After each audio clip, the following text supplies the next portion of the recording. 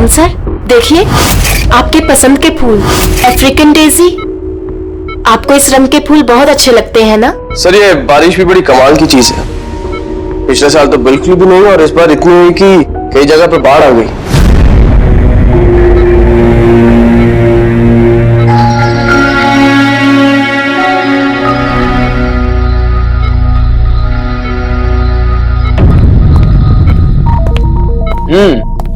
पापा, आपके स्टूडेंट्स अपने लाड़ प्यार से आपको बहुत बिगाड़ रहे हैं ना, और इनको तो मजा आ रहा होगा।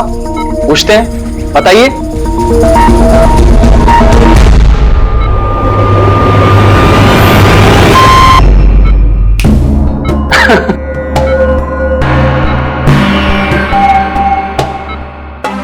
अरे ये मैले कपड़े हैं ना, लाइए मुझे दीजिए। आदर्श, मैं आता हूं।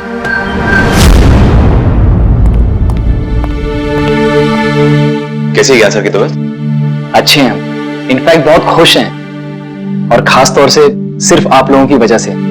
अगर आप लोग रोज यहाँ नहीं आते तो ये बीमारी तो उनको खा ही जाती। लक्ष्मी भैया ऐसे मत बोलिए, ज्ञान सर तो हमारे पिता से भी बढ़कर हैं। बिल्कुल ठीक। और हमने जिंदगी में जो कुछ भी सीखा है वो सर की बदौलत ही तो सीखा है। हाँ, मगर फिर भी अगर आप लोगों का सहारा नहीं होता तो हम दोनों अकेले पापा जी की इतने अच्छे से देखभाल नहीं कर पाते।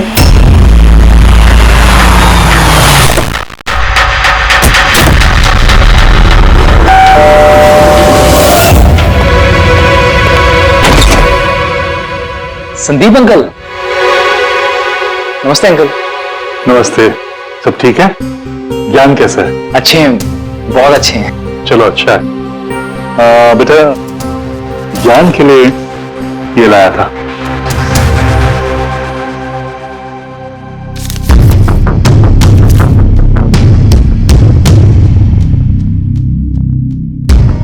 अंकल 25 लाख का चेक? हाँ बेटा, आज ज्ञानदीप इनोवेशंस की 5वीं सालगिरह है, बस उसी का तोहफा समझ लो। अंकल वो ठीक है, पर पापा ने तो पिछले 2 साल से कंपनी के लिए कोई काम नहीं किया। बेटा, कुछ रिश्ते इन सब बातों से बहुत ऊपर होते हैं। तुम्हारी पापा की मेरी दोस्ती कुछ ऐसी ही है। अब चलो मुझे ज्ञान से मिलवा दो। पापा देखिए आपसे कौन मिलने आया है।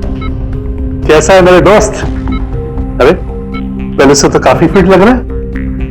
अरे इतना हैंडसम मत लग, वरना नर्स का दिल आ जाएगा तुझ पे। बेटा, हाँ मुझे पापा से कुछ अकेले में बात करनी है, if you don't mind. Sure uncle. हाँ चले प्लीज आओ। संदीप अंकल के इस चेक से हमें वाकई बहुत मदद हो जाएगी। हाँ, पापा के लिए हम एडवांस बेड ला सकते हैं ना? हाँ। सर लाइट क्यों? Light sir, wait, light on कर। क्या हुआ? संदीप अंकल?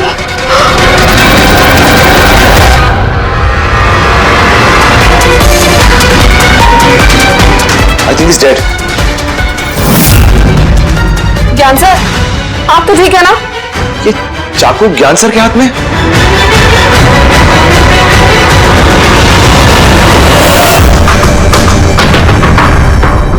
बस तुम ये कह रहे हो कि तुम्हारे पिता ज्ञान जी के हाथ में चाकू था, मगर उन्होंने संदीप का खून नहीं किया। सर ये कैसे मार सकते हैं? इनको तो 2 साल से लकवा मारा हुआ है। इन्हें CLIS है, कंप्लीट लॉकडाउन सिंड्रोम। जी सर, इस स्थिति में शरीर का कोई भी मसल नहीं हिलता, यहाँ तक कि आंखें भी नहीं झपका सकते। इन्हें लकवा मारा कैसे? सर 2 साल पहले पापा का एक्सीडेंट हो गया था। कमाल है, 2 साल पहले एक्सीडेंट हुआ, तब से ये बिस्तर पे है, तो फिर इनके हाथ में चाकू कैसे आया? सर ये नामुमकिन है, खून ज्ञान सर ने नहीं किसी और ने किया। अरे मगर चाकू तो इनके हाथ में था ना? शायद खूनी ने थमा दिया होगा। इसका मतलब है कि इस कमरे में ज्ञान जी और संदीप के अलावा कोई तीसरा आदमी नहीं था? नहीं सर, हम सब तो नीचे थे। हाँ सर, और कमरे में तो कोई भी नहीं था। इसका मतलब तुम ये कहना चाह रहे हो कि ये खून ज्ञान जी ने किया? नहीं सर, मैंने ऐसा तो नहीं कहा। क्या मतलब है तुम्हारा? संदीप ने खुद अपने आप को चाकू मारा और उसके बाद मरने से पहले ये चाकू इनके हाथ में थमा दिया है? कहीं ऐसा तो नहीं कि ज्ञान जी को लकवा मारा ही ना हो, सिर्फ एक्टिंग कर रहे हो? सर आप ये क्या कह रहे हैं?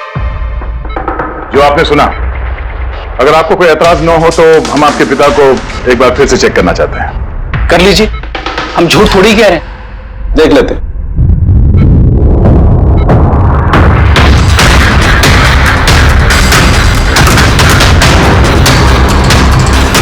इनकी तो टांगों की मांसपेशियां टोटल एट्रोफिक हो गई है। एट्रोफिक मतलब यार ये समझ लो कि टांगों की मांसपेशियां सिकुड़ गई है, एकदम जाम हो गई।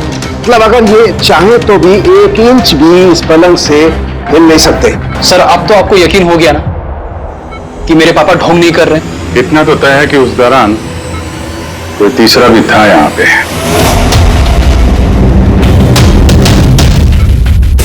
कहीं इस खिड़की से तो नहीं आया खून? पंकज पेडी, तुम लोग जरा खिड़की के आसपास अच्छी तरीके से चेक करना, कुछ सुराग मिलता है क्या? सर अजीब बात है, पहली बार ऐसा हो रहा है कि खून का गवाह यहाँ मौजूद है लेकिन इसकी गवाही नहीं ले सकते हम। गवाही मिल सकती है सर, गवाही कैसे मिल सकती है? इस मशीन के जरिए सर, जिसका नाम है BCI, ब्रेन कंप्यूटर इंटरफेस। और सर ये मशीन पैरालाइज मरीज की भावनाओं को हमें बता सकती है। कमाल है, ऐसा मुमकिन है? मुमकिन है सर। सर ये मशीन खून के ऑक्सीजन फ्लो को पढ़कर मरीज की भावनाओं को हमें बता सकती है। जरा अच्छी तरह से एक्सप्लेन करो एक बार। सर मैं बताता हूँ। ये मशीन पहले मरीज के सर के खून के बहाव की जांच करती है, उसके बाद ये कैलकुलेट करती है कि अलग अलग परिस्थितियों में अलग अलग सवाल पूछने पर मरीज के सर में ब्लड सर्कुलेशन किस तरह से बहाव करता है। और ये खून की मात्रा ये बताती होगी कि उस वक्त ये इंसान क्या सोच रहा था या इसके मन में क्या भाव थे। Exactly. Good, very good. Very sir, यहां से ऊपर जाने का कोई रास्ता नहीं है। मुझे पता है, ये पाइप देखो, खूनी इसी पाइप से ऊपर चढ़ा होगा, खून करके वापस इसी पाइप से नीचे उतरा होगा। और वो टूटा हुआ गमला देख रहे हो, इस पे वो गिरा और वहां से भाग गया। चलो सर नीचे जाके देखते हैं। चलो। मेरे पापा एक्सीडेंट से पहले इस तकनीक को और आगे ले जाना चाहते थे। पापा का हमेशा से मानना है कि विज्ञान के पास हर बीमारी का इलाज है, जरूरत है तो बस आंख खोल के उस इलाज को ढूंढने की। बिल्कुल ठीक कहते थे आपके पिताजी। हाँ सर, ज्ञान सर चाहते थे कि विज्ञान के जरिए उन लोगों को आंखें मिले जो देख नहीं सकते, उन लोगों को कान मिले जो सुन नहीं सकते। मानवता का उद्धार करना चाहते थे ज्ञान सर। और किस्मत का खेल देखो, पापा जी की बनाई हुई तकनीक आज उनके ही इतने काम आ रही है जिसपे पहले उन्होंने इतना काम किया था। सही बोल रहे सर, गमला तो टूटा हुआ है। और ये देखो, ये पैर के निशान देखो, खूनी यहीं से भागा है। सर ये देखें, खून है सर। मतलब पंकज, कमरे के अंदर कोई और भी था जिसने संदीप जी को मारा है। इस खून के सैंपल को फॉरेंसिक लैब लेके चलते। तो ज्ञान जी BCI के जरिए क्या क्या बात करते थे? जैसे जब उन्हें भूख लगे तो वो बता देते हैं, अगर उन्हें बेड पैन की जरूरत है तो वो बता देते हैं। यहाँ तक कि पापा तो शतरंज भी खेलते हैं इससे। व्हाट, शतरंज भी? हाँ सर, और जैसे जैसे पैटर्न इनके दिमाग में बनता है वैसे वैसे इन अक्षरों के पीछे की लाइट जलती जाती है और हम एक एक अक्षर मिला करके समझ लेते हैं कि सर क्या कहना चाहते हैं। फिर तो ज्ञान जी बता सकते हैं खूनी कौन है? हाँ सर बिल्कुल। सर हमें पापा से पूछना चाहिए। पूछेंगे, पहले पूरी तहकीकात तो हो जाए हमारी।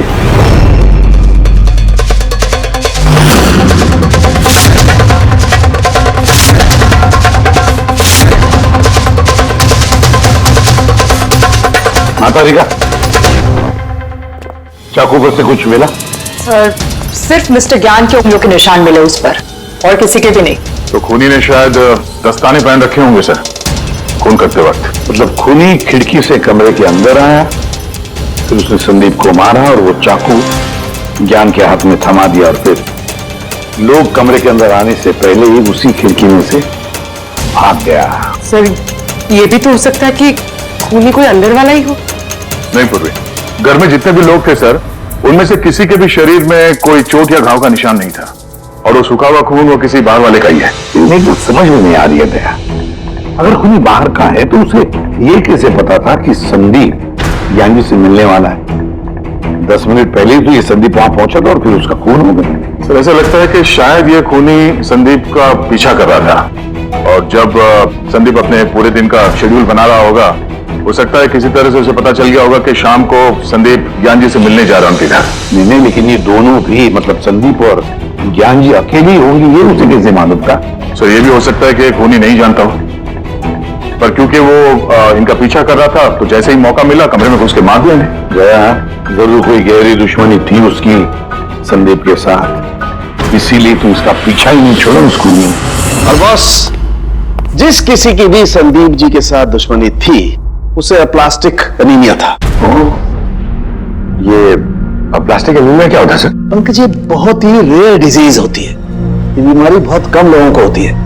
इसमें इंसान के बोन मैरो और बोन मैरो के स्टेम सेल्स धीरे धीरे खत्म होने लगते हैं। खून के red blood corpuscles, white blood corpuscles और प्लेटलेट्स सब धीरे धीरे खत्म हो जाते हैं। अगर ये बीमारी बहुत रेयर है तो ये पता लगाना ज्यादा मुश्किल नहीं होगा कि शहर में ऐसे कितने लोग हैं जिन्हें इस किस्म की बीमारी है। Plastic anaemia.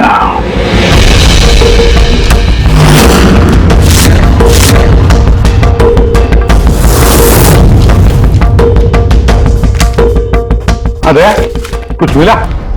हाँ सर, इस शहर में कुल मिला के 45 ऐसे पेशेंट्स हैं जो इस रेयर बीमारी के शिकार है सर। उनमें से 16 लोग तो देश में हैं ही नहीं, मतलब बचे 29। उनमें से 14 ऐसे लोग हैं जो बुजुर्ग हैं सब, मतलब ऊंची बालकनी में कूद नहीं सकते हैं। तो 15 बच गए। उसमें से 7 बच्चे हैं जो 12 साल से कम उम्र के हैं। मतलब बचे 8। हाँ सर, और 8 में से 4 तो ऐसे हैं जो बहुत ज्यादा मोटे हैं सर। ये देखिए, ये ना तो उस बालकनी पे चढ़ सकते हैं ना कूद सकते हैं, नामुमकिन है।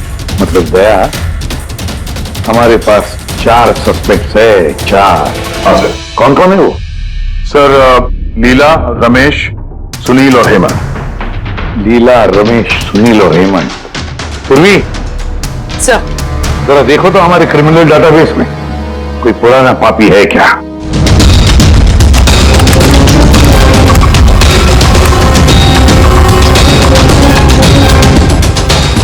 मिल गया रमेश।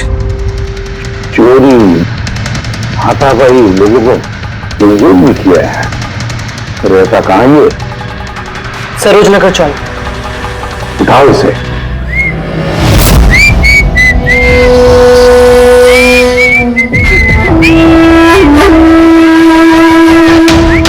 माला, जरा एक फूल माला हमें भी पहना दीजिए। अच्छा बताओ, शादी कब करना है? शादी? और तुमसे? मेरे घर की छिपकली भी नहीं करेगी तुमसे शादी। क्यों? इतने बुरे दिखते हो ना कि तुम्हारे घर का आईना भी डर जाता होगा तुम्हें देख के। लेकिन तुम्हारे घर का आईना तुम्हारे लिए शायरी बोलता होगा, मुझे पता है। अरे ये क्या हुआ तुम्हारे हाथ को?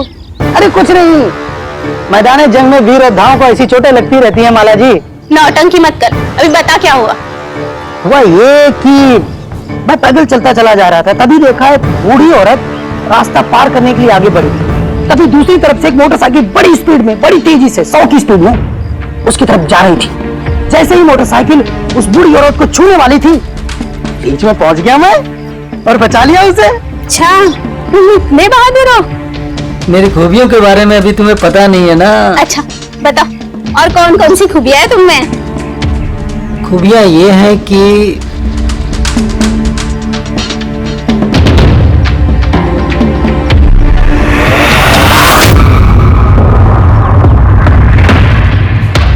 क्या हुआ? तुम्हारा चेहरा ऐसे दही जैसे सफेद क्यों हो गया?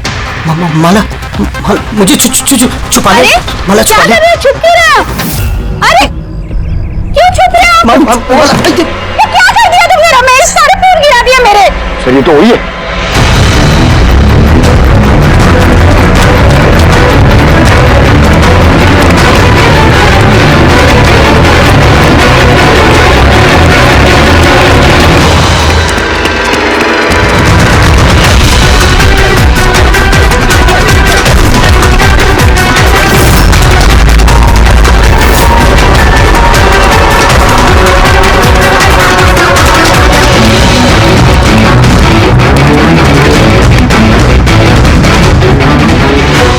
भाग्य से लगता है जाएगा कहाँ?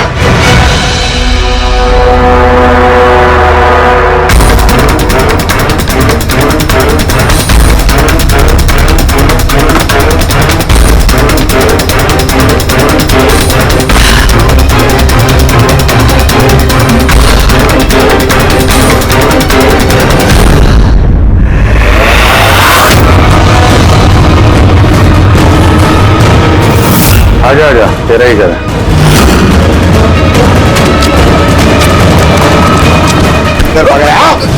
सीआईडी से भागना इतना आसान नहीं है।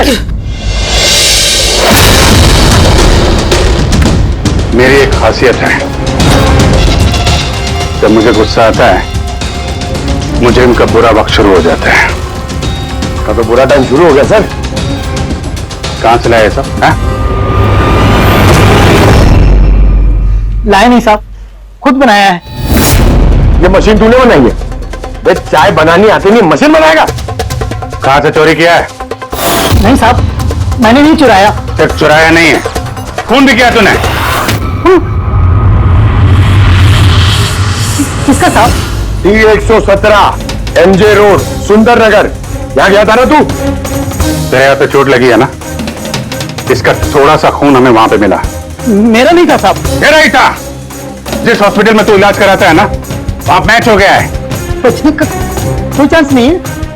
नहीं, सीधा फांसी। चोरी के लिए फांसी भी लटका दोगे? चोरी नहीं, खून, संदीप का खून। नहीं साहब, मैंने कोई खून नहीं किया, मैं तो बस वो चोरी करने के लिए गया था। तूने इसका खून नहीं किया? ये भगवान, इस मुसीबत में फंस गए। कसम से सर, मैंने कोई खून नहीं किया। मुझे तो पता चला था कि वहां पर एक आदमी रहता है जिसे लकवा मार गया है। चोरी का सही ठिकाना समझा और वहां चोरी करने के लिए गया। मैंने किसी का खून नहीं किया सर, मैं बस इसीलिए गया था वहां पे। मैं तो इसे जानता भी नहीं, मैं क्यों मारूंगा? क्योंकि संदीप ने तुझे चोरी करते हुए देख लिया, इसलिए एक जुर्म छुपाने के लिए दूसरा जुर्म। हाँ, ये बात सच है सर कि मैं वहां गया था और संदीप ने देखकर मुझे चिल्लाया भी था, लेकिन जैसे वो चिल्लाया मैं डर गया और वहां से भाग गया। तो ये चोट कैसे लगी? ये जब संदीप मुझ पर चिल्लाया उसी समय लाइट चली गई और जैसे लाइट गई मैं बालकनी से नीचे कूदा और कूदने में ही चोट लग गई। कमरे में उस वक्त तुम्हारे सिवा कोई और नहीं था, तो तूने खून नहीं किया तो किसने किया? नहीं सर, मेरे अलावा कोई और भी था वहां। कौन?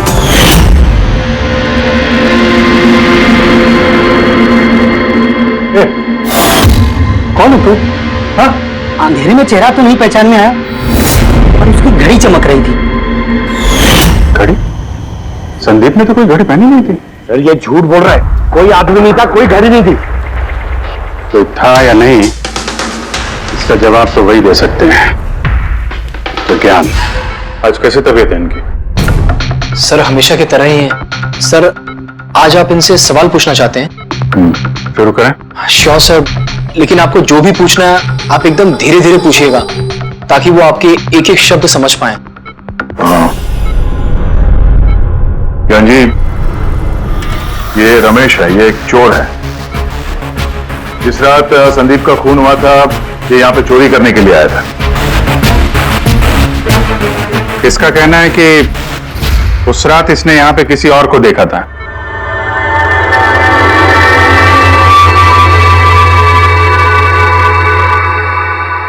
रमेश, उस रात जहां पे तुम खड़े थे वहीं जाके खड़े हो जाओ। जी सर। सर मैं यहाँ से घुसा था और इधर आया और मैंने इधर देखा और जैसे मैं यहाँ पहुंचा देखा संदीप यहाँ पर है। संदीप ने मुझे देखा, मैं डर के पीछे मुड़ा और वैसे ही लाइट चली गई। यहाँ खड़ा था तो ज्ञान जी ने जरूर देखा होगा।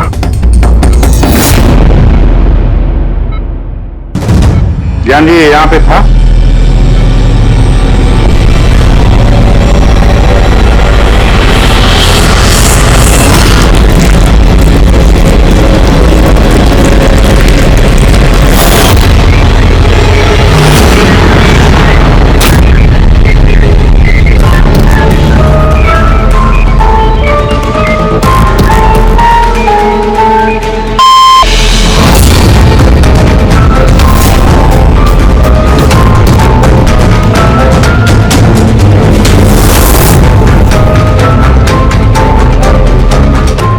रमेश ने खून किया था?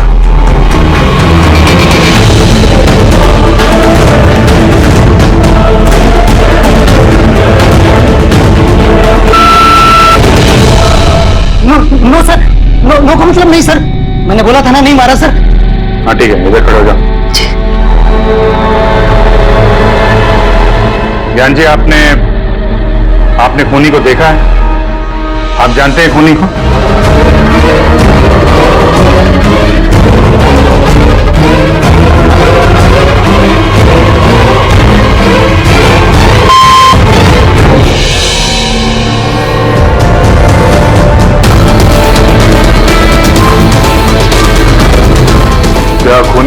इस वक्त यहाँ इस कमरे में मौजूद है?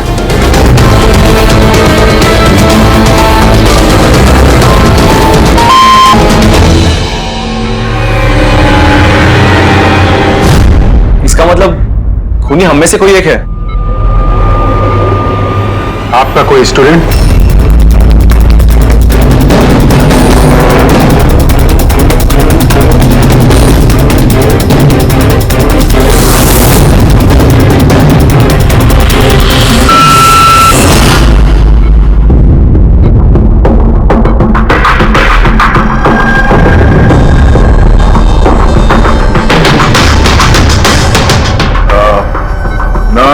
या वार्ड बॉय? इस सब में हमें क्यों घसीट रहे हैं आप लोग? आपने कुछ किया ही नहीं तो आप क्यों डर रही हो?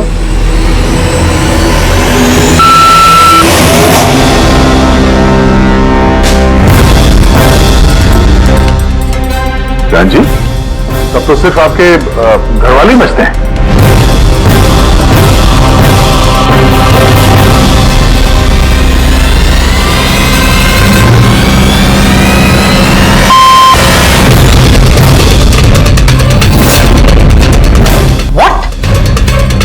पापा आप ये क्या कह रहे हैं? लक्ष्य, रिलैक्स, वहीं खड़े हो जाओ, खड़े हो जाओ।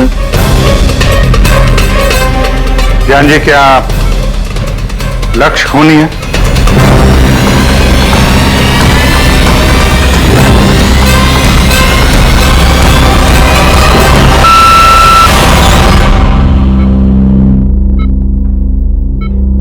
अब तो सिर्फ मैं बची हूँ, मैंने ही खून नहीं किया।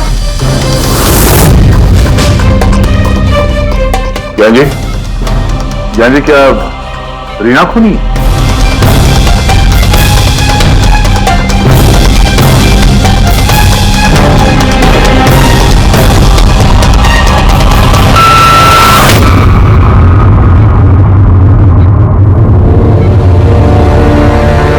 जान जी, आपने कहा था कि खूनी आपके परिवार में से है। कौन है वो?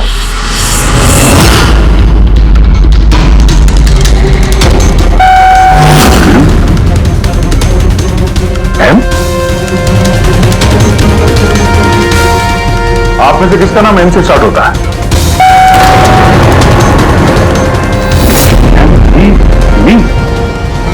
यानी मैं?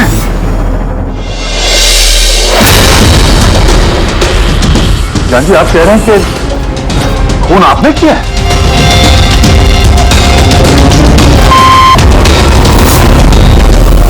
समझ में नहीं आ रहा ये ज्ञान कैसा खेल खेल रहा है हमारे साथ।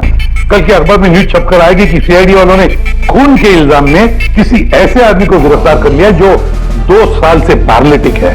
2 साल से। खूनी जरूर ज्ञान जी के आसपास का कोई है। वो उन्हें बचाने की कोशिश कर रहे हैं, पता नहीं क्यों। सारा इल्जाम सर पे ले रहे हैं सर वो। अगर कोई आंख वाला आदमी हो तो वो चाकू ज्ञान के हाथ में क्यों देगा? किसी और के हाथ में देता जिस पर हम यकीन कर सकते थे। और सर, अगर किसी पे इल्जाम डाला भी है तो ये ज्ञान जी उसे बचा क्यों रहे हैं? जबकि ये संदीप जी उनके बहुत अच्छे दोस्त है, भाई से बढ़कर। वही तो, सबसे बढ़कर दोस्त, भाई से भी बढ़कर दोस्त। कुछ तो खटक रहा है दया। ये दोस्त है या दुश्मन? ज्ञान जी के बेटे ने बताया था कि संदीप जी ने 2 सालों से लगातार पैसे भेजे। उनकी बीमारी में भी काफी साथ दिया था उन्होंने। और तो और सर, मर्डर वाली रात को संदीप जी 25 लाख रुपए का चेक लाए थे। अरे ज्ञान के घर वाले तो वही देखेंगे ना जो उन्हें दिखाया गया। अक्सर पर्दे के पीछे सच्चाई कुछ और ही होती है, कुछ और ही होती है। मगर सर, पर्दे के पीछे की सच्चाई तो सिर्फ ज्ञान जी जानते हैं, और वो तो सच बताने से रहे। ज्ञान जी सच्चाई नहीं बताएंगे तो क्या हुआ बॉस? उनका दिमाग तो सच्चाई बता सकता है। मुझे ज्ञान जी का दिमाग चाहिए। ज्ञान जी का दिमाग ला करके दो, फिर देखो चुटकियों में हम खूनी तक पहुंच जाएंगे बॉस। अब सालू के साहब, ये कैसी डिमांड कर दी आपने? किसी का दिमाग कैसे ला सकते हैं हम? क्यों नहीं ला सकते हम फ्रेडी? इस केस में, ज्ञान के केस में तो उसका दिमाग हम तरुण को लाकर दे सकते हैं, क्योंकि पिछले 2 साल में ज्ञान के दिमाग में जो भी चल रहा है सब उस बीसीआई मशीन में छप रहा है। Exactly boss. और ये मशीन ही हमें बताएगी कि ज्ञान जी में और संदीप में क्या और कैसा रिश्ता था।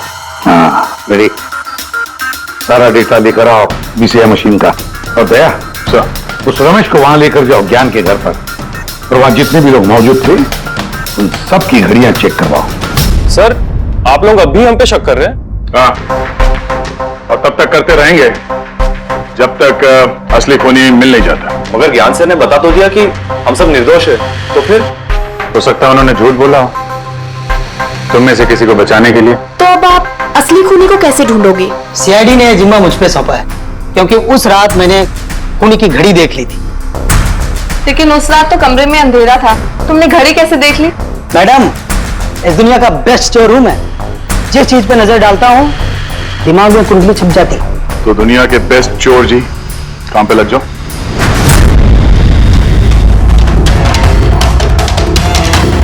सस्ती टिकाऊ सुंदर 11,000 रुपए। नहीं, ये नहीं।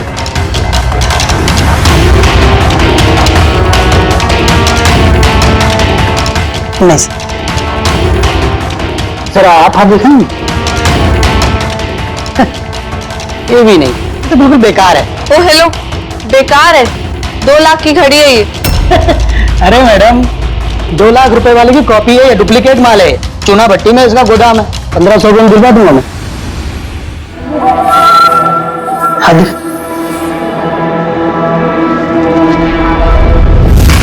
हाथ क्यों कांप रहा है आपका सुबह सुबह? नहीं सर, ये भी नहीं है। सर, एक्चुअली मुझे न्यूरोलॉजिकल प्रॉब्लम है। बचपन से ही मेरे हाथ कांपते हैं, मैं कुछ भी अच्छे से पकड़ नहीं पाता। जरा पेन देना इनको।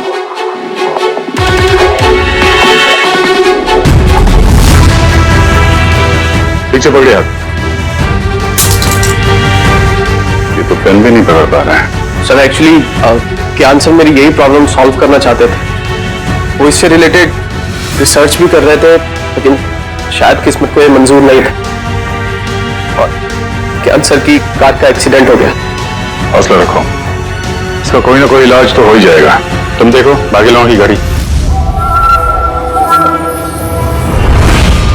नहीं सर, इनमें से किसी की घड़ी नहीं है। किसी के पास भी नहीं है? तो हो सकता है खूनी के पास एक से ज्यादा घड़ी है। उस दिन उसने जो घड़ी पहनी थी आज नहीं पहनी। हे भगवान, आप अब भी हम पर शक कर रहे हैं? पंकज, इस रमेश को लेके जाओ। दुनिया में जितनी भी घड़ी है, जितने भी मॉडल की है, सब दिखाओ इसको। सर, जितनी भी घड़ियां, जितने भी मॉडल, सब? हाँ, पता तो चले खूनी ने आखिर कौन सी घड़ी पहनी थी। एक मिनट ले लो, इधर।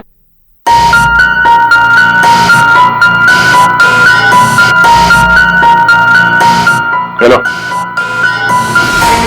अपने बटुए का ख्याल रखना जब ये आदमी साथ में है। हाँ? बोला था ना, दुनिया का बेस्ट चोर हूं। और दीपिका के इयररिंग्स निकाल। अरे सर, आपने ये भी देख लिया? सीआईडी से कुछ भी नहीं छुपता वैसे। हाँ चल, आज अब बेस्ट चोर इधर है। आप लोग ये बताइए, ज्ञान जी की और संदीप के बीच में कोई प्रॉब्लम थी क्या? सर, बहुत अच्छा रिश्ता था। तो फिर ज्ञान जी ने संदीप के खून का इल्जाम अपने सर पे क्यों लिया था? उन दोनों के बीच में कोई टेंशन हुई थी? नहीं सर, टेंशन तो नहीं थी, लेकिन एक बात पे बहस जरूर हुई थी। एक्सीडेंट के ठीक पहले उनकी बीसीआई मशीन एक मोड़ पे अटक गई थी और कोई सोल्यूशन नजर नहीं आ रहा था सर। इसके लिए ज्ञान सर हमेशा चिढ़े हुए रहते थे और बहुत गुस्से में रहते थे। हाँ सर, जब संदीप अंकल ने पापा से कहा था कि आप टेंशन मत लीजिए, कोई ना कोई हल निकल आएगा, तो पापा उन पे भी भड़क गए थे। और हाँ सर, इसी गुस्से में वो तेजी से गाड़ी चला रहे होंगे और उनका एक्सीडेंट हो गया। एक मिनट, अगर ये एक्सीडेंट बीसीआई मशीन के पूरे होने से पहले हो गया था, तो ये बीसीआई मशीन काम कैसे कर रही है? सर, संदीप अंकल ने उसे पूरा किया। संदीप ने? लेकिन वो तो कोई वैज्ञानिक था ही नहीं। हाँ, मगर पता नहीं सर, संदीप अंकल ने उस मशीन की अटकी हुई पहेली को सुलझा दिया था और पापा के एक्सीडेंट के 1 महीने बाद ही वो काम करने लगी और अब तो बहुत कामयाब है। कमाल है, ऐसा कैसे हो सकता है? एक नॉन साइंटिस्ट ऐसी कॉम्प्लिकेटेड मशीन कैसे चालू कर सकता है जिसे ज्ञान जी जैसे वैज्ञानिक शुरू नहीं कर पाए? शायद तुक्का लग गया होगा।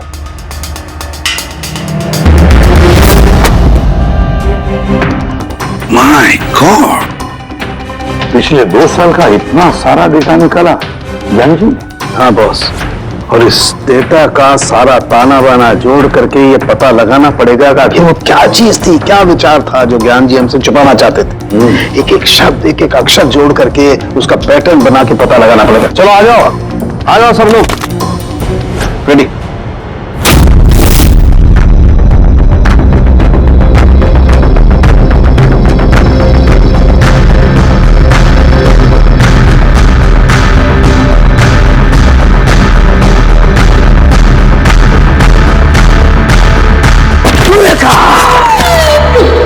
क्या हुआ सर, क्या मिला? पता चल गया क्या कि वो राज है क्या, और इस राज में है एक विलन। मालूम चल गया कि कैसे ज्ञान जी ने एक एक अक्षर जोड़ करके उस वारदात को बयान किया है। अक्षर, अक्षर से बना शब्द, और शब्द से बना वाक्य, सेंटेंस। कितना वक्त लगा होगा ज्ञान जी को पूरी कहानी, पूरी असलियत इस तरह से बताने में? बस कम से कम 6 महीने, और ये सब शुरू हुआ एक्सीडेंट से ठीक पहले। आज के बाद तुम इस कंपनी में साइलेंट पार्टनर रहो और तुम्हारा मुनाफा सिर्फ 5% होगा, और उससे ज्यादा तुम्हें 1 रुपया नहीं मिलेगा। ओके। लगता है तुम्हारा ये प्रोजेक्ट जो है कंप्लीट हो गया। आखिर में तुम सफल हो गए हो? हाँ, मैं सफल हो चुका हूं, लेकिन मैंने ये मशीन मरीजों के लिए बनाई है, मानवता के लिए बनाई है, तुम्हारे जैसे लालची इंसानों के लिए नहीं बनाई। आज के बाद हम लोग साथ में काम नहीं करेंगे। मैं जा रहा हूं, कॉफी के लिए भाभी जी को थैंक्स बोलते जाता हूं।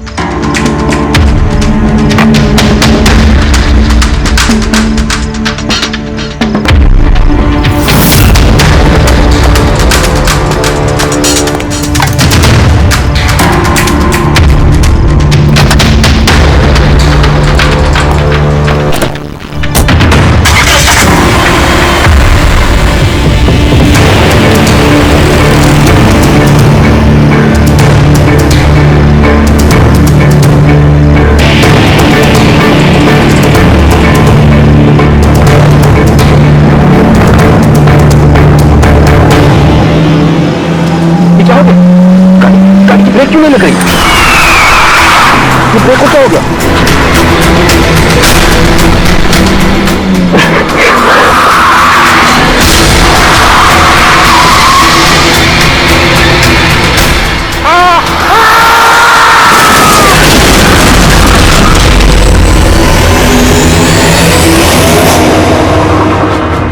अब पता चला मुझसे पंगा लेने का अंजाम। मुझे 5% देने वाला था ना, तो अब देख, मैं तुझे 5% दूंगा जिंदगी भर। मतलब संदीप जो दोस्ती जता रहा था, तो एक मुखौटा था दुनिया के लिए। और सर, अगर ये सारे डेटा इन कागजात में लिखे हुए हैं तो इसका मतलब ये है कि ज्ञान जी ने ये बात अपने दिल में नहीं रखी है। किसी न किसी को संदीप की असलियत के बारे में जरूर बताइए।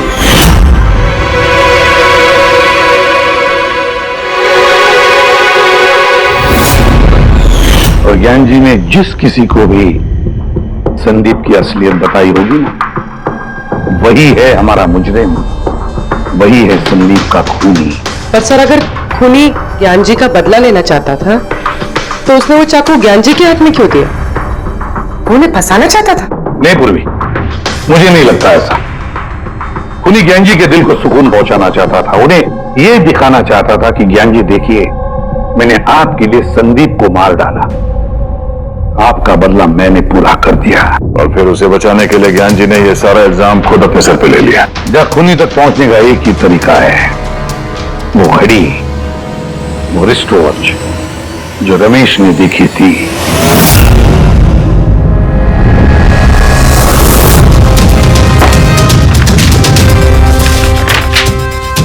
अरे भाई जल्दी कर, इतना टाइम नहीं हमारे पास। देख रहा हूं। क्या हो गया सर? क्या हो रमेश, मजा आ रहा है या नहीं? बस सर, मैं आपके हाथ जोड़ता हूं, अब और घड़ियां नहीं देख पाऊंगा। इन्होंने मुझे 10,000 से ज्यादा मॉडल दिखा दिए, मेरा सर फटा जा रहा है सर। जब तक वो घड़ी का मॉडल नहीं मिलता ना, तेरे को घर नहीं जाने देंगे हम लोग। सर सर भगवान के लिए मुझे जाने दीजिए, मैं आगे से कभी चोरी नहीं करूंगा सर, मुझे घर जाने दीजिए। उठो चलो पता तो चले कि उस रात तुमने वहां पे कौन सी घड़ी देखी थी। हाँ?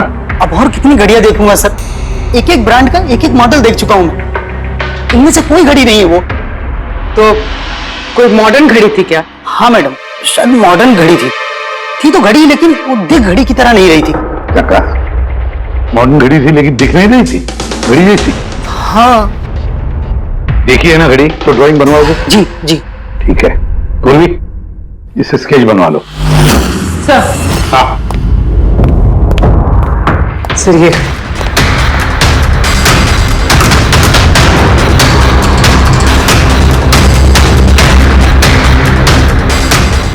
माय गॉड, क्या हुआ? एक मिनट बस, ये तो जैकपॉट हाथ लग गया है। रमेश इधर आप। जी। गौर से देखो, यही थी वो गाड़ी। यही थी सर, बिल्कुल यही थी सर।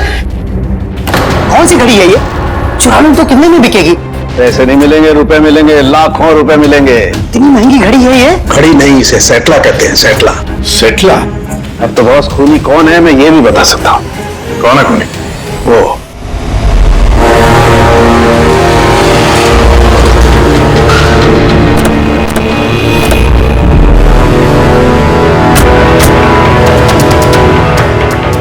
आप जरा अपने पति को बुलाइए। पर आप हैं कौन? आप बुलाइए उनको, वो जानते हैं हम लोग। सोनू, सोनू एक मिनट बाहर आना, आपसे मिलने कोई आया है।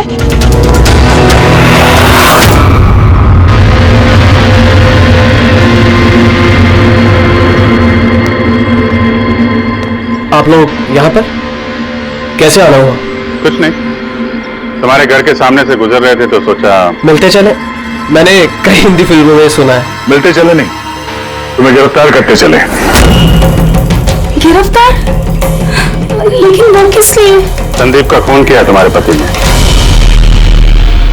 सब मैंने आपको बोला तो।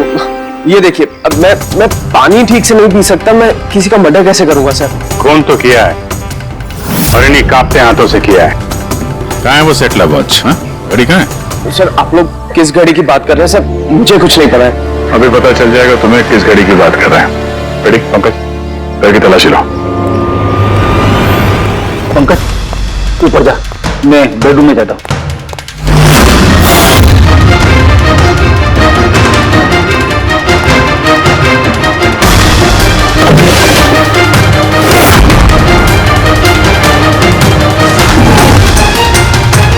कुछ भी नहीं है।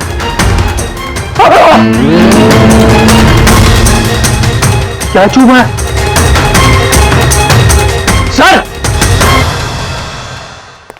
सर तकिए के अंदर कुछ है। तकिए के अंदर?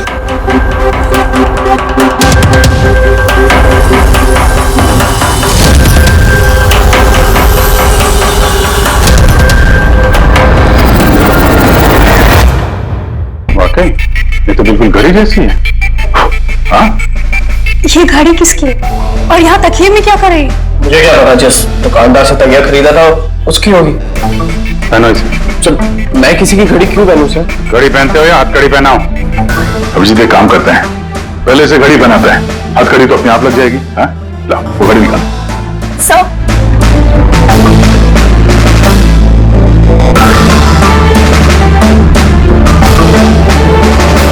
अरे वाह, ये देखो इसका हाथ कांपना बंद हो गया। हाँ? सर ये तो चमत्कार हो गया, इसका हाथ कांपना बंद हो गया। चमत्कार नहीं है पंकज, ये विज्ञान है। और अब देखो ये घड़ी पहनने के बाद सोनू कितने आराम से खून कर सकता है।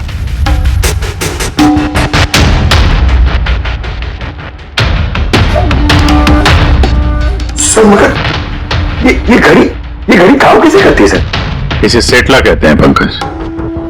मोशन सेंसर और आर्टिफिशियल इंटेलिजेंस तकनीक से बनाई गई है ये घड़ी। जिनको ट्रेमर की बीमारी होती है ना, उनके लिए है। हाथ कांपते हैं जिनके। सिर्फ एक मकसद था मेरा, पतला और सिर्फ पतला।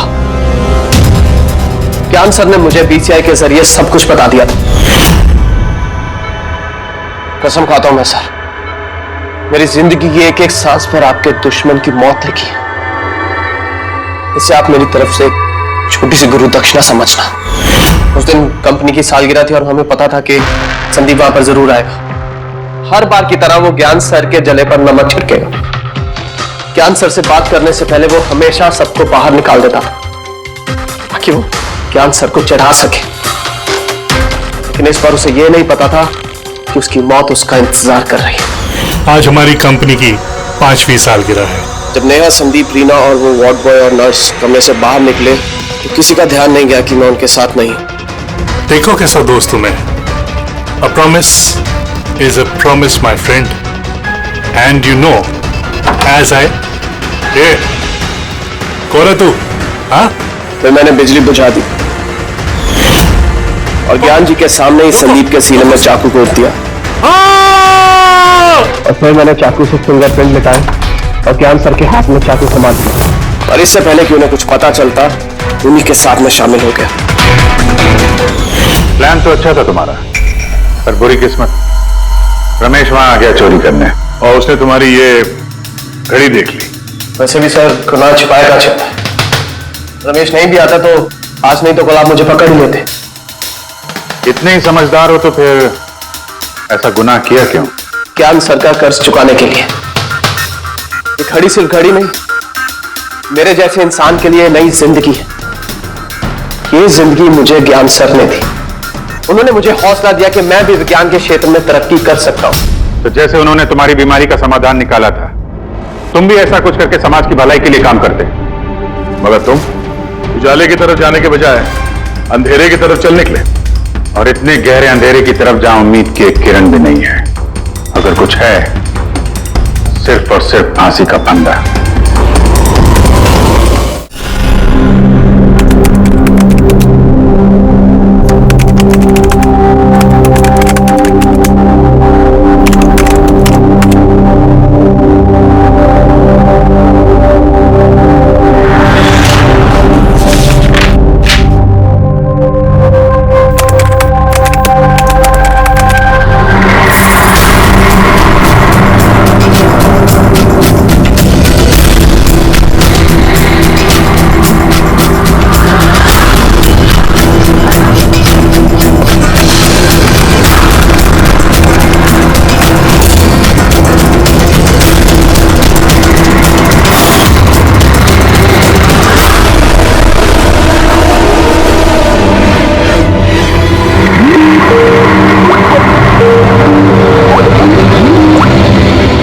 सर, मैं आपको ही फोन करने वाला था। हाँ रोहन, और कितना टाइम लगेगा? बस आप ये समझ लीजिए कि मंजिल बहुत करीब है। That's good. मंजिल के आसपास कुछ तो नजर आ रहा होगा। हाँ सर, दिख रहा है ना, tendering and estimating department.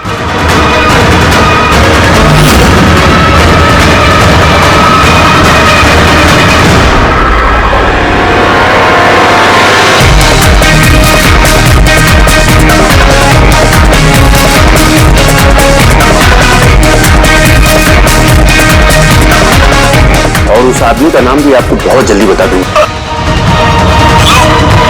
Rohan,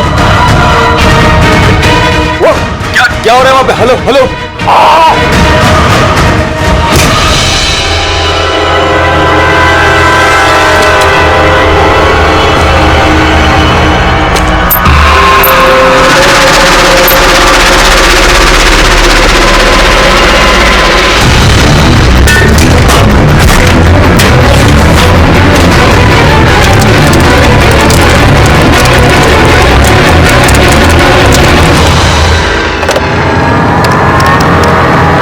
hello, police station.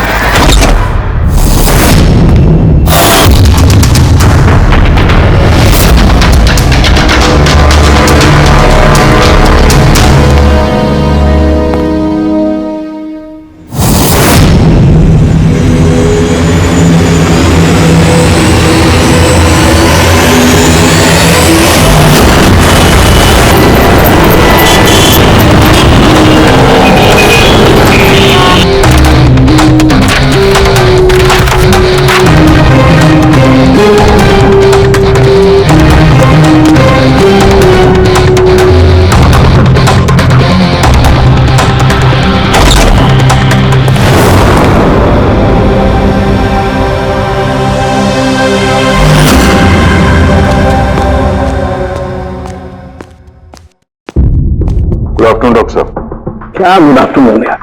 नहीं sorry, please don't mind that, लेकिन यार जब भी किसी ऐसे बेगुनाह का कत्ल देखता हूं ना, तो गुड आफ्टरनून गुड मॉर्निंग से विश्वास उठ जाता है। वाकई सर। सर कोई ठोस सबूत हाथ लगा है? फिलहाल तो ये लैपटॉप के चार्जर का वायर, इसी से गला घोटा गया है इसका। और इसकी मौत का वक्त है सुबह 9 से 9:30 के बीच। और हाँ, लाश के पास ये मोबाइल मिला है, शायद ये हमारी कुछ मदद कर सके। और बाकी सारे सबूत जिसके बारे में इंस्पेक्टर समीर बता रहे थे? सर रोहन की डायरी, ये देखिए पूरी तरह जल चुकी है, राख हो गई है। वो सब डायरी के साथ थोड़े डॉक्यूमेंट्स भी थे, लेकिन वो भी जल गए सर। समझ में नहीं आ रहा है कि क्या था उन डॉक्यूमेंट्स में। जरूर कुछ ऐसा था इसमें जिससे वो खूनी मुसीबत में पड़ सकता था, इसीलिए जला दिया सबूत और इस रोहन को भी मार दिया। सर, हाँ? ये हार्ड डिस्क मुझे यहीं पे मिली थी, क्राइम सीन पे। मैंने इसे एक कंप्यूटर एक्सपर्ट को दिखा दिया, पूरी तरह चकनाचूर हो चुकी है, डेटा रिकवर नहीं हो सकता इसका। खूनी ने एक एक सबूत को खराब कर दिया है। कोई नहीं, कहीं ना कहीं कोई ना कोई सुराग जरूर मिलेगा। पूर्वी, इस रोहन का बैकग्राउंड चेक किया? हाँ सर, पूरा नाम रोहन कुमार, ये पुणे का रहने वाला है, यहाँ मुंबई में नौकरी कर रहा था, अकेला रहता था और यही इसी घर से काम करता था। क्या काम क्या करता था? जासूस था सर, बड़ी बड़ी कंपनी में जो लाखों करोड़ों रुपए के घोटाले होते हैं उनका पर्दाफाश करता था। तब तो कई सारे दुश्मन होंगे इस रोहन के। हाँ गया, और उन बहुत सारे दुश्मनों में से असली खूनी कौन है ये शायद तुम्हें ये बताएगा। क्या सर? ये चुंबक। चुंबक? तो इंसान का फोटो है इस चुंबक पे, पर ये चुंबक रोहन के बॉडी पे क्या कर रहा था? क्या मुझे लगता है शायद ये खूनी का होगा, उसकी जेब में होगा जो भागते दौड़ते वक्त गिर गया है। तो इस पे उंगली के निशान तो होंगे? नहीं, एक भी नहीं। एक भी।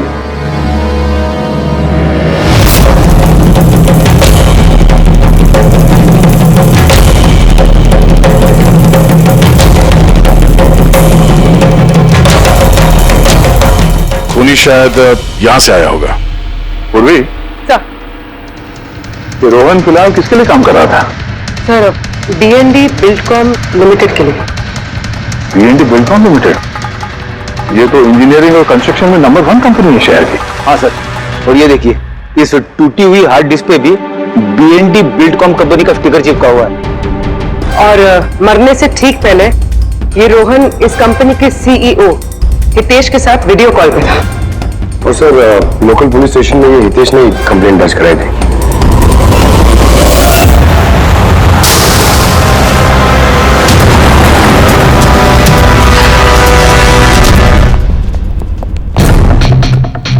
ठीक है, इतने बड़े ऑफिस में सिर्फ एक ही आदमी था क्या? लगता है सर सब लोग इंडिया का मैच देखने के लिए घर चले गए। अच्छा, आज इंडिया का मैच है? क्या स्कोर हुआ? कोहली सेंचुरी मारने वाला है। क्या बात कर रहे हैं सर, आपको कैसे पता? बाहर वॉचमैन कमेंट्री सुनता था।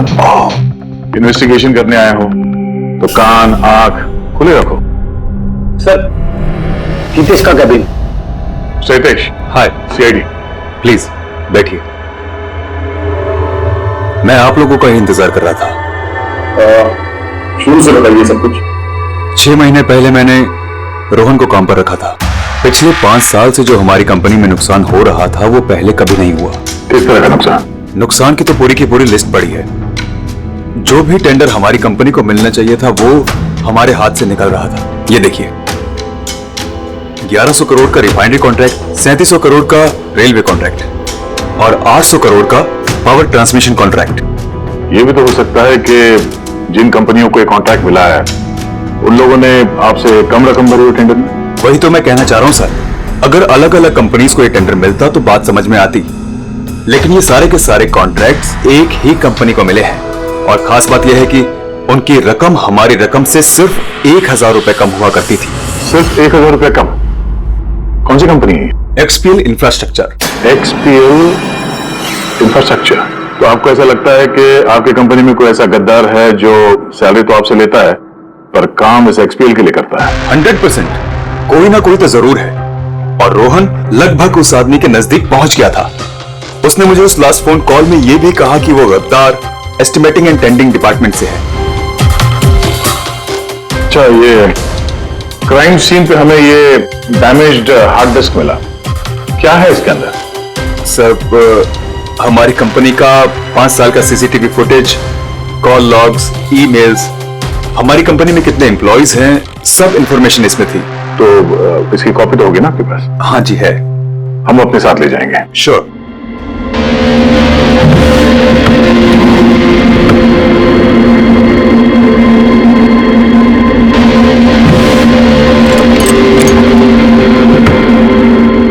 शायद हार्ड डिस्क चोरी हो गई, मैंने यहीं रखी थी हार्ड डिस्क। क्या? तुम्हारे कैबिन के अंदर से कोई चीज कैसे चोरी हो सकती है? शायद मेरी गैरहाजिरी में कोई आया और यहां से।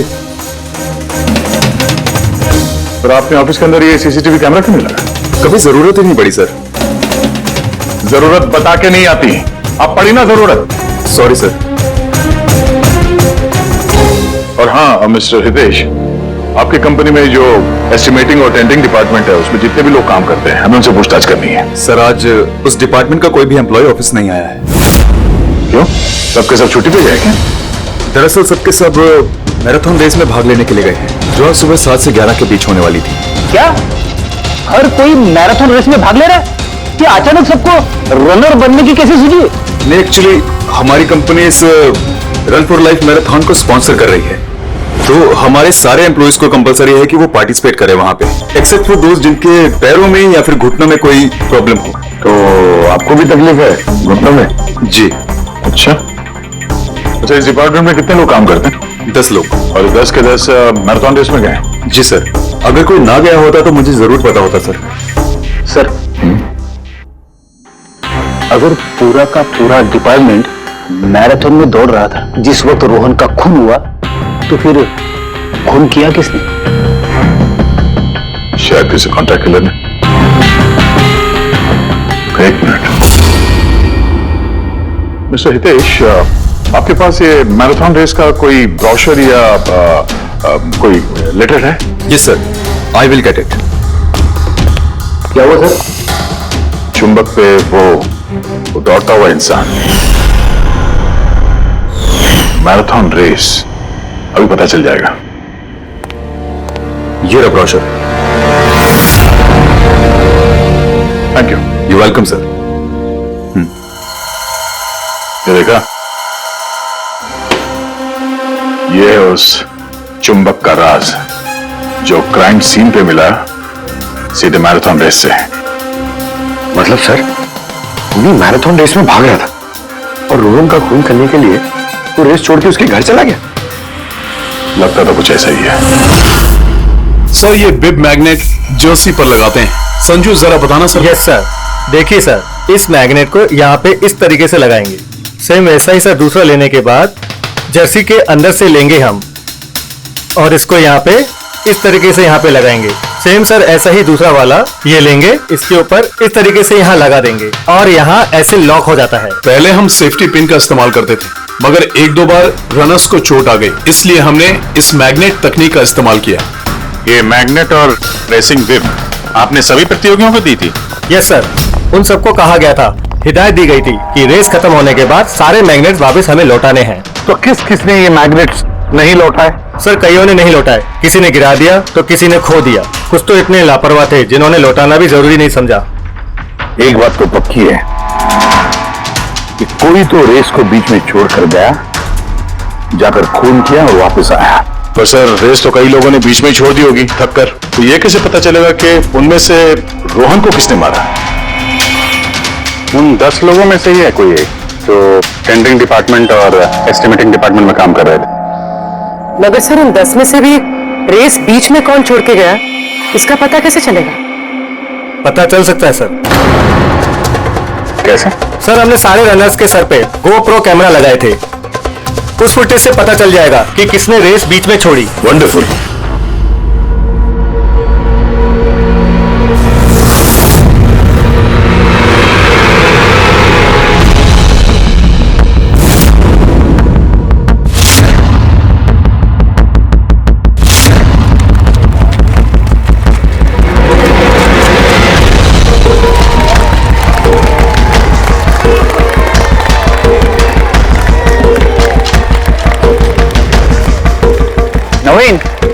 ये रेस तुम्हें ही जीतना है।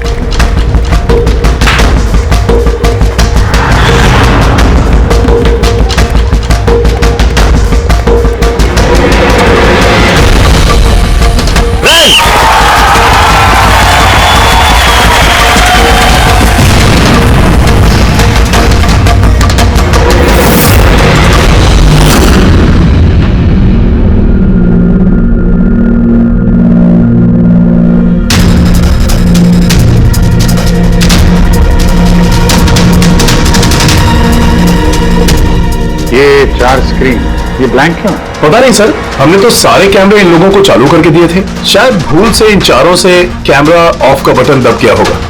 भूल से या जानबूझकर?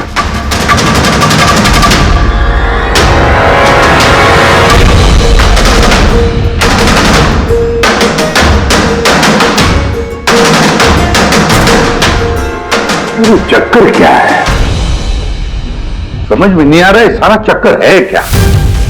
देखो ना, एक कैमरा टूटा हुआ है, एक कैमरा पे मिट्टी लगी हुई है, और फिर ये 4 कैमरा ब्लैंक है। ऐसा क्यों? पता नहीं सर। ये पता नहीं चलेगा, समझे?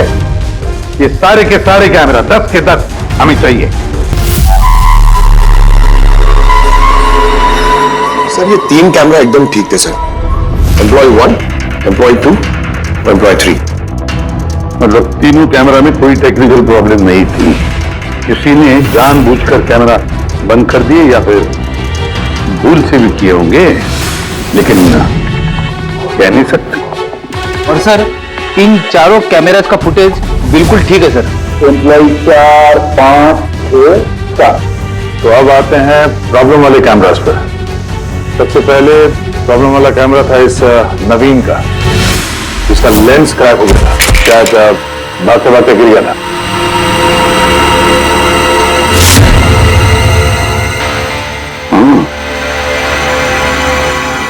और सर दूसरा प्रॉब्लम वाला कैमरा मुक्ति का, जो रेस के बीच में रुक के अपने जूते के फीते बांध रही थी। हाँ, फिर फीते बांधने के बाद वही हाथ उसने अपने लेंस पे लगा दिए, तो लेंस में से सारे पिक्चर धुंधले आने लगे। मगर सर ये मिट्टी जानबूझ के लगी है या फिर गलती से?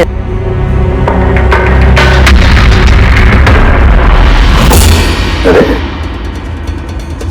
10 लोगों के 10 गोप्रो कैमरा होने चाहिए थे, यहां तो सिर्फ 9 है। गौरव के कैमरा का क्या हुआ? वो कहां है? सर वो कैमरा गायब है, गौरव ने उसे लौटाया ही नहीं। मतलब सर ये गौरव ही खूनी है, हमें उसे पकड़ लेना चाहिए। उनका जैसे नहीं होता है, हो सकता है कि गौरव भूल गया वो कैमरा लौटाने के लिए। सोचना ये है कि खूनी ने यही वक्त क्यों चुना, मैराथन रेस का वक्त खून करने के लिए। वो चाहता तो कहीं पर भी खून कर सकता था, कभी भी खून कर सकता था। एलिबाई के लिए सर, ताकि पकड़े जाने पे खूनी बोल सके कि रोहन के खून के वक्त वो तो मैराथन में भाग ले रहा था।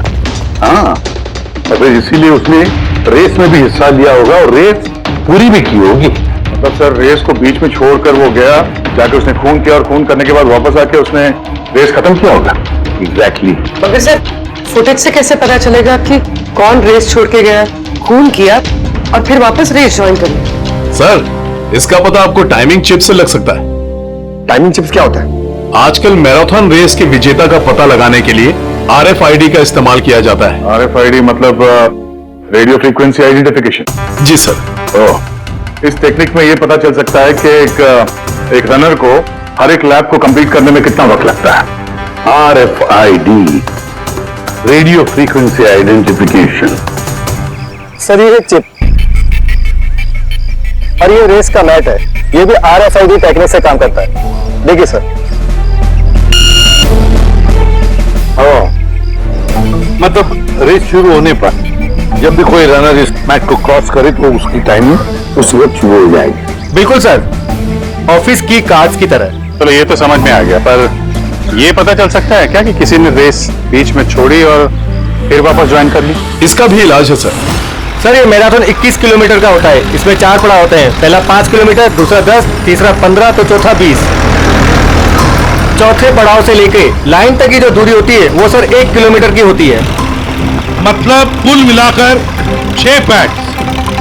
स्टार्टिंग लाइन का पहला पैड और फिनिशिंग लाइन का छठा पैड और बीच में चार पड़ाव के 4 पैड। जब भी किसी रनर का पैर उस मैट पे पड़ता है तो हमें पता चल जाता है कि वो लैप कितनी देर में कंप्लीट किया होगा। तो किसने रेस बीच में छोड़ी या किसने नहीं, इसका पता चल सकता है अगर ये पता चल जाए कि एक पड़ाव से दूसरे पड़ाव के बीच किसी रनर को जरूरत से ज्यादा वक्त लगा। सबके टाइमिंग चेक करते हैं, पता तो चले है कौन ये खरगोश जो बीच रेस में कछुआ बन गया। पूरे सर हमारा पहला कछुआ है ये नवीन। इसने रेस के सारे पड़ाव सर करीब 25 मिनट में कंप्लीट किए, लेकिन आखिरी पड़ाव के बाद फिनिशिंग लाइन तक पहुंचने में, मतलब वो 1 किलोमीटर क्रॉस करने में उसे 50 मिनट लग गए। नवीन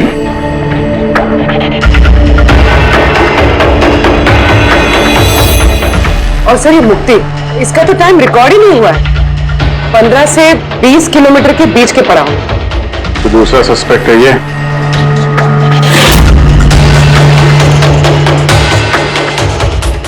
मुक्ति। और अब ये गौरव जी, इसने तो 15 किलोमीटर वाला पड़ाव तो पार ही नहीं किया। तो ये हैं हमारे तीसरे सस्पेक्ट। सर बाकी सबका तो टाइमिंग लगभग ठीक ठाक है। मतलब खून इन तीनों में से किसी ने किया है, नवीन, मुक्ति और गौरव में से। और अगर नवीन ने खून किया है तो उसने रेस छोड़ी है 20 किलोमीटर से लेकर फिनिश लाइन के बीच में। रेडी पंकज, मोटरसाइकिल लेकर जाओ, एवरेज स्पीड से जाना इस रूट पर। और देखो जहां जहां इन तीनों ने रेस छोड़ी है वहां से देखो रोहन का घर कितनी दूर है, कितनी देर लगी होगी उनको।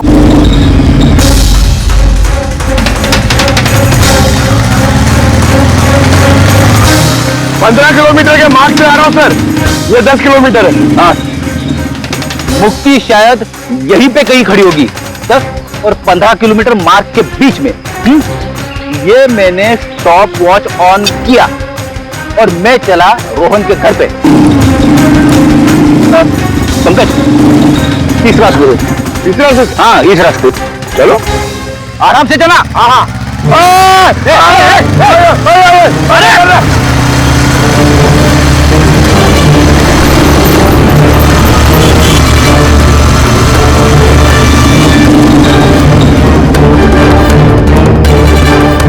चलो जोर लगा।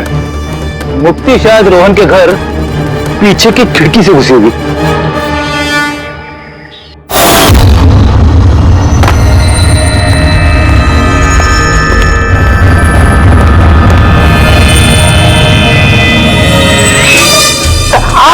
अरे एक्टिंग करने बोला था। हाँ, उसने रोहन का खून कर दिया होगा और फिर ये सारे सबूत जला के वो वापस भागी होगी मैराथन पूरा करने के लिए। चल वापस चल मैराथन की तरफ, 20 किलोमीटर मार्ग के आगे।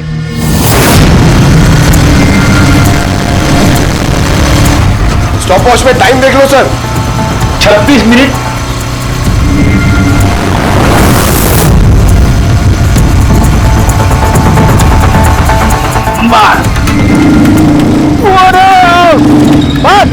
बस अब मुक्ति पहुंची 20 किलोमीटर के आगे, ठीक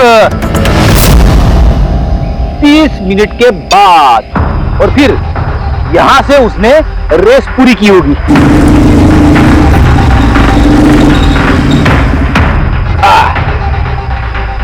अब सुनो, गौरव ने खून किया है तो उसने रेस यहां पे छोड़ी होगी, 10 से 15 किलोमीटर मार्ग के बीच में।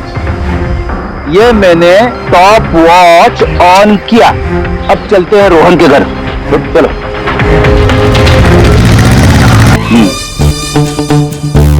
हाँ बिल्कुल पक्का यकीन है मुझे। छोड़ पड़ जाऊंगा। चलो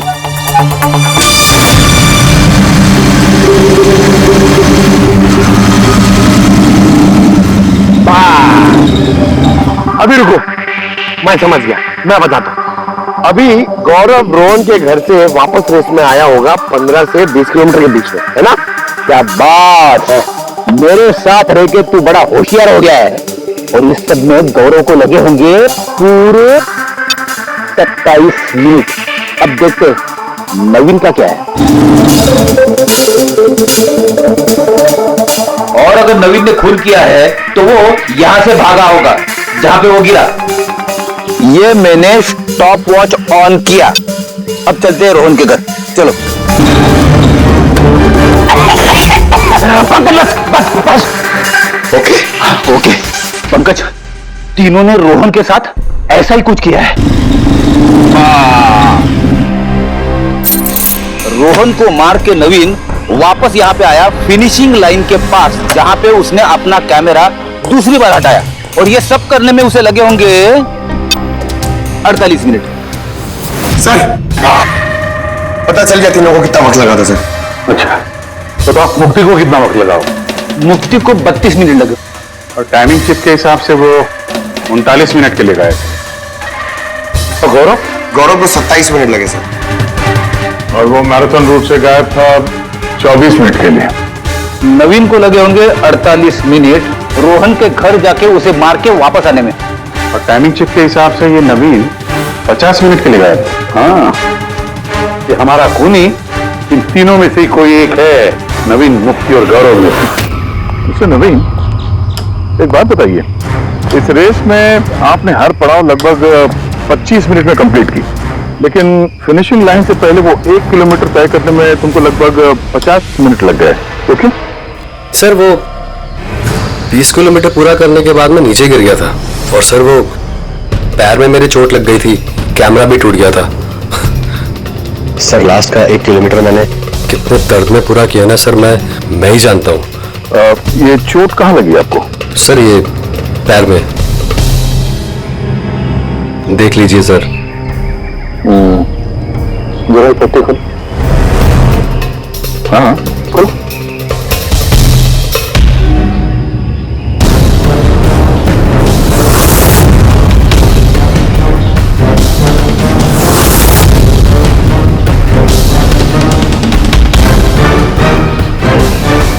सर अब तो आपको यकीन हो गया ना कि मैं निर्दोष हूँ।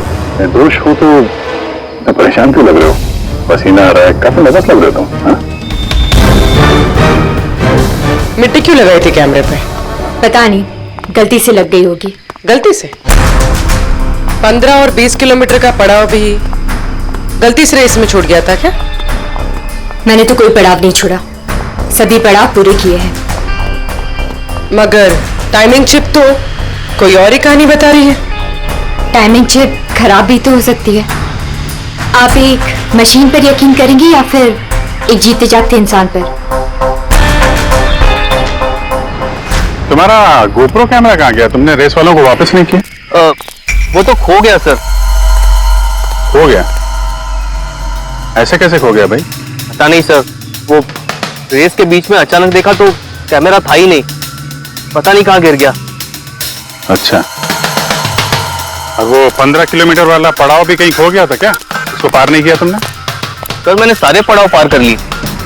झूठ मत बोलो, रेस के बीच में कहाँ गए थे तुम? कहीं नहीं सर, मैंने पूरी रेस खत्म की, कहीं नहीं गया था। अच्छा, सर मुझे लगता है ये नवीन ही है, क्योंकि जब मैं उसे पूछताछ कर रहा था तो उसका चेहरा एकदम सफेद पड़ गया था, हाथ पैर कांप रहे थे उसके। ये गौरव भी कम नहीं है, कहता कि पता ही नहीं चला कि कैमरा कैसे खो गया। अरे इतना बड़ा कैमरा गिरेगा तो दौड़ने वाले को पता नहीं चलेगा क्या सर? बॉस तुम्हारी बात में दम है, मगर नवीन को तो चोट आई थी ना? हाँ सर, चोट तो लगी उसे, और मुझे लगता है कि वो झूठ बोल रहा है। सर मुझे तो लगता है ये मुक्ति झूठ बोल रहा है। उसने जानबूझ के कैमरे पे मिट्टी लगाई, क्योंकि ऐसा जरूर कुछ है जो वो हमसे छुपाना चाहती है। हाँ हो तो ये भी सकता है, क्योंकि अगर कैमरे में गलती से मिट्टी लग सकती तो और भी लोगों के कैमरे में लगनी चाहिए थी गलती से। गड़बड़ है, इन तीनों में कुछ ना कुछ तो गड़बड़ जरूर है। खूनी इन तीनों में से कोई एक है। नवीन मुझे वो जगह दिखाओ जहाँ पे तुम एग्जैक्टली गिरे थे और कैसे गिरे थे। आइए सर, लेकिन सर मेरे पैर में बहुत दर्द है, आप प्लीज मेरी थोड़ी मदद करेंगे? बिल्कुल, आ जाओ।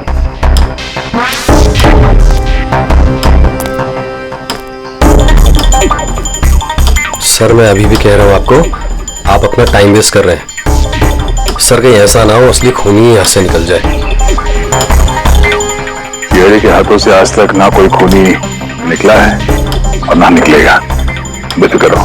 हाँ? सर वो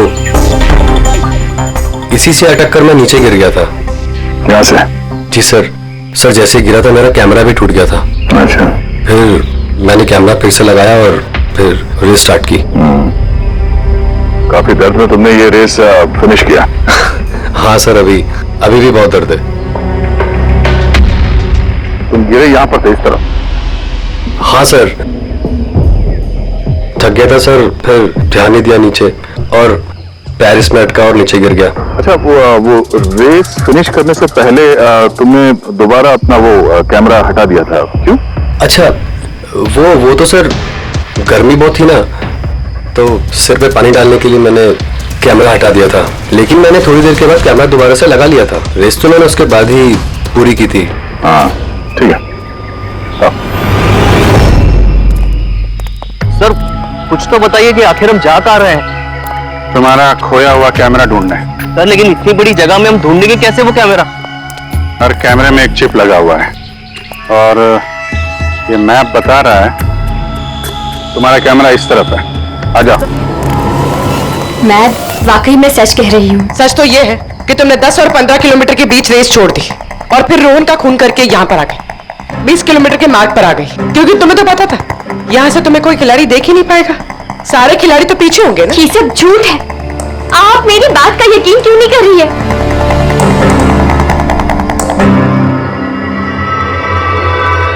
क्या क्या ढूंढ रही हो?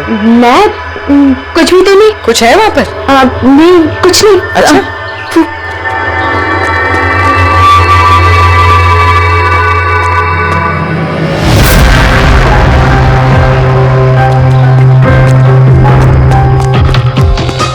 ओह, तो तुम्हें साइकिल पे गई थी रोहन का खून करने? हाँ, मुझे सच में नहीं पता कि ये साइकिल किसकी है। अच्छा, अभी पता चल जाएगा जब तुम्हारे उंगलियों के निशान इस साइकिल में मिलेंगे।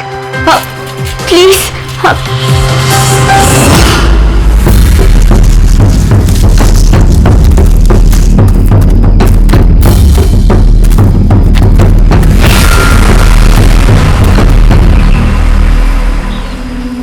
ये रहा कैमरा। पूरा तोड़ डाला है? मैंने नहीं तोड़ा सर। दो कैमरे?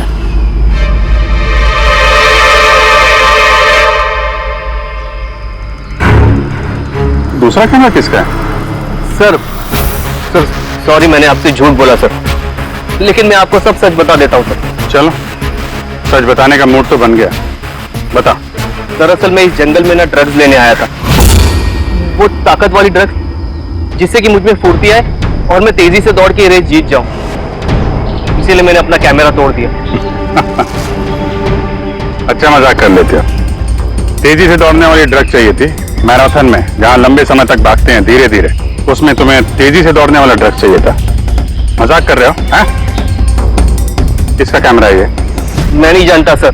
कोई बात नहीं, सब पता चल जाएगा। मैंने जुर्म किया है, पर वो नहीं जो आप सोच रही हैं। मैंने रोहन को नहीं मारा है। मेरा कसूर बस ये है कि मैंने ये रेस जीतने के लिए थोड़ी हेरा फेरी कर दी। हेरा फेरी? क्या किया तुमने? मुझे नहीं पता था कि टाइमिंग चिप हर पड़ाव पर रनर का टाइम नोट करेगी। मुझे लगा था सिर्फ रेस की शुरुआत और आखिर में टाइम कैलकुलेट होगा, इसलिए 10 किलोमीटर के पड़ाव पर मैंने कैमरा पे मिट्टी लगा दी और वहां से साइकिल उठा ली।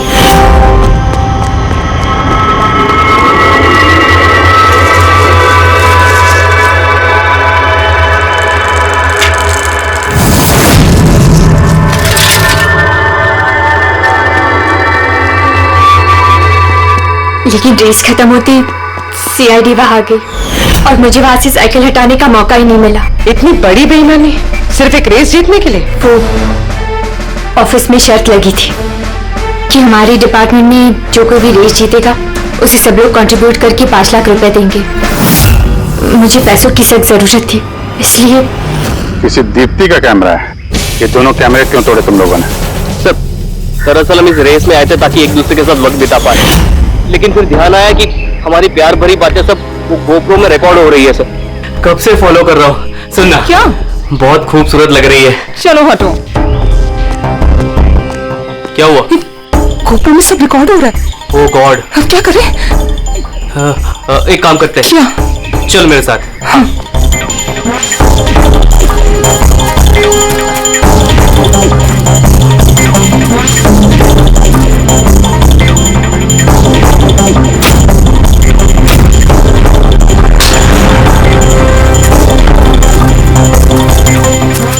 अरे कमाल कर दिया यार तुम लोगों ने। इस कैमरे में साउंड थोड़े ना रिकॉर्ड होता, तुम्हारी बातें थोड़ी ना रिकॉर्ड हो रही थी। जबरदस्ती कैमरा तोड़ दिया तुम लोगों ने। क्या सर, इसमें कुछ रिकॉर्ड हुआ ही नहीं? सर नवीन ने मुझे वो जगह तो दिखाई जहां पे वो गिरा था, पर पता नहीं क्यों फिर भी मुझे लगता है कि वो झूठ ही बोल रहा है।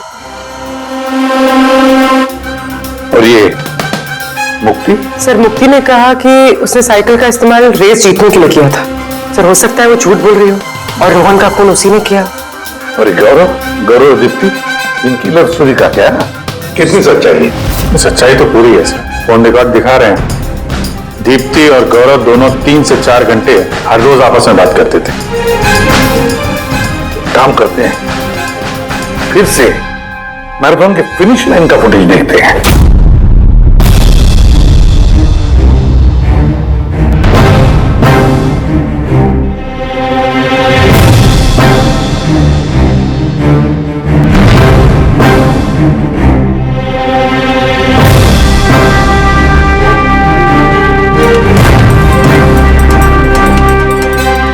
गौरव के तुरंत बाद ये दीप्ति आई है।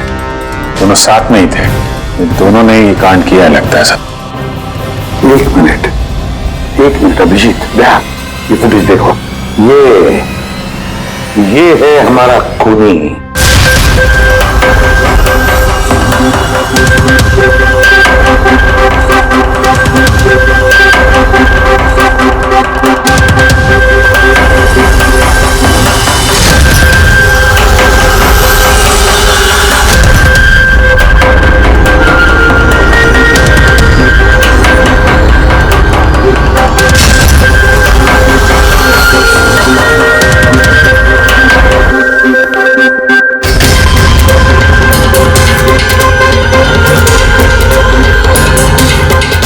सर हमें यहाँ क्यों बुलाया गया है? खूनी का नाम बताने। सर सच में खूनी पकड़ा गया है? तो बताइए ना सर, खूनी कौन है? बताते हैं कि जल्दी भी क्या है। मुक्ति, 5 लाख रुपयों के लिए तुमने बेईमानी की। 5 लाख रुपयों के लिए। और गौरव तुम? हाँ? तुमने तो अपना प्यार छुपाने के लिए बेईमानी की। और नवीन तुम, चलो तुम्हें दोबारा तुम्हारा रेस का हिस्सा दिखाते हैं। देखो अच्छी तरह से और बताओ क्या प्रॉब्लम है इसमें।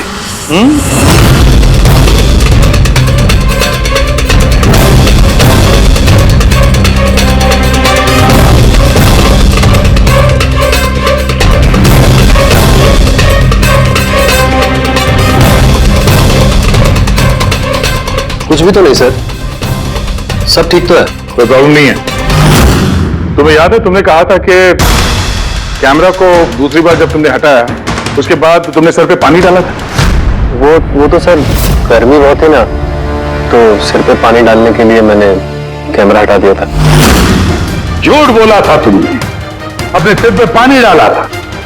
और जब तुम फिनिश लाइन पर पहुंचे तब तो तुम भीगे हुए दिखने चाहिए थे, लेकिन इस फुटेज में क्या दिखता है? बिल्कुल सूखे हो। शायद पानी सूख गया होगा ना। बारिश के दिनों में इतनी जल्दी पानी सूख गया, कमाल है यार। चलो नवीन जी, तुम्हें एक और फुटेज दिखाते हैं, इस कहानी का आखिरी हिस्सा। बताओ इसे देखकर तुम्हें क्या लगता है?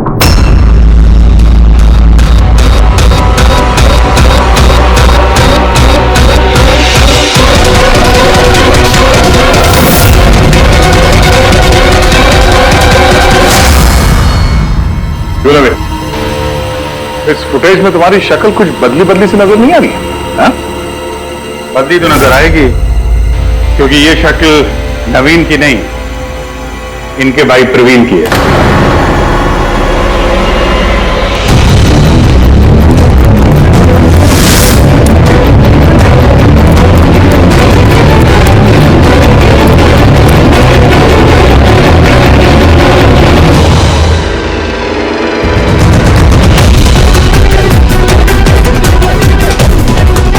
बड़ा लंबा प्लान बनाया था तुमने, बड़ी गहरी साजिश रची थी।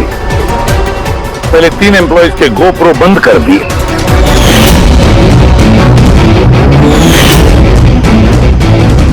और फिर खुद का गोप्रो कैमरा नीचे गिरा दिया ताकि लेंस टूट जाए। और फिर नवीन ने अपने कैमरे को उतार कर पहना दिया अपने भाई को, प्रवीण को।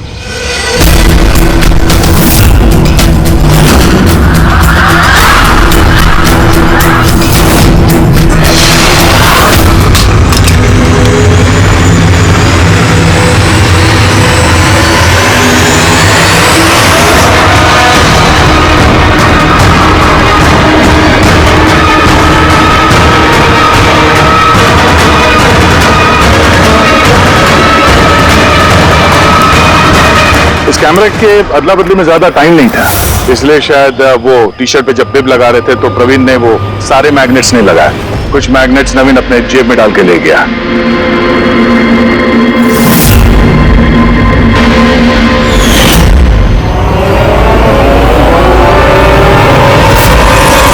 नवीन ने रेस छोड़ी, रेनकोट पहना और पहुंच गया रोहन के घर उसकी जान लेने। मगर इसे क्या पता था कि रोहन को मारते वक्त मैराथन रेस का मैग्नेट ही उसके जुर्म का भांडा फोड़ देगा।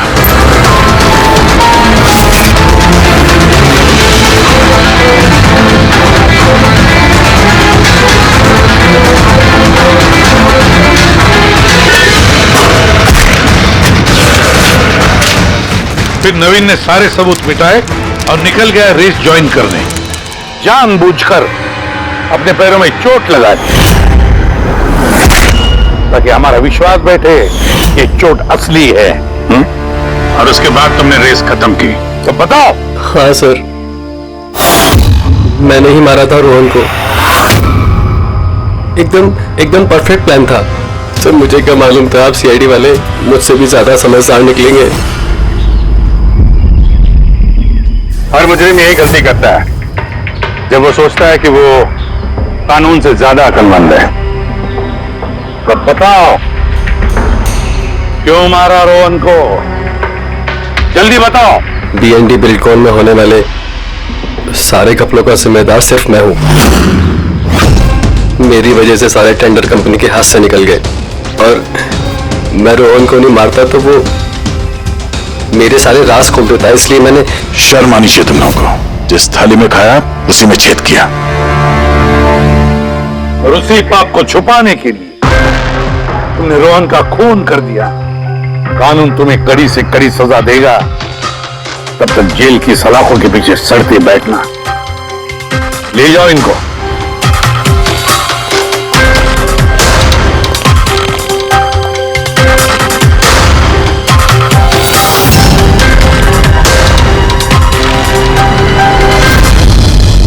इस तरह के और भी एपिसोड देखने के लिए हमारे चैनल को सब्सक्राइब करें और बेल आइकन दबाना ना भूलें।